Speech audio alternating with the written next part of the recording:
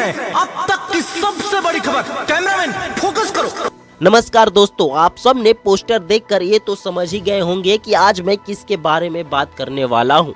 जी हाँ दोस्तों, आज मैं बात करने वाला हूँ जाने माने सिंगर रितेश पांडे के बारे में। जी हाँ दोस्तों, शायद आप आज रितेश पांडे को तो भूल ही गए होंगे। मैं आपको बता दूं कि ये बात क्यों बोल रहा हूँ। मैं ये बात इसलिए बोल रहा हूँ क्योंकि जिस सिंगर के सॉन्ग को रिलीज होते ही ट्रेंडिंग में चला जाता था, आज उसी सिंगर के सॉन्ग फ्लॉप हो रहे हैं। उस सिंगर के सॉन्ग पर मात्र 5000 व्यूज आ रहे हैं। ये सब देखकर मुझे तो एक डायलॉग याद आता है, ये सब क्या देखना पड़ रहा है, अच्छा है मैं अंधा हूँ।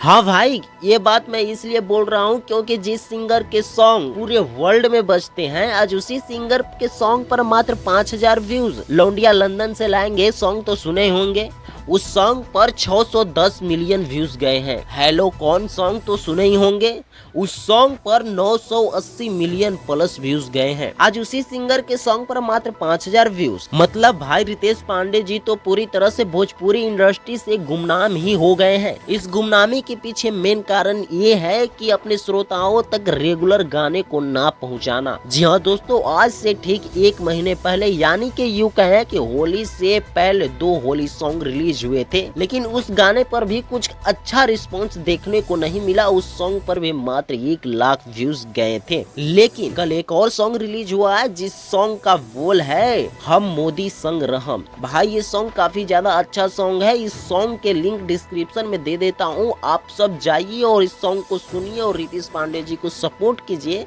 ताकि फिर से रितेश पांडे जी ट्रेंडिंग में आ सके। और आप मेरे चैनल पर नए हैं तो मेरे चैनल को सपोर्ट कीजिए, सब्सक्राइब कीजिए ताकि मैं भी आगे बढ़ सकूं और भोजपुरी इंडस्ट्री से जुड़े ऐसे ही तमाम खबरें आप तक पहुंचा सकूं।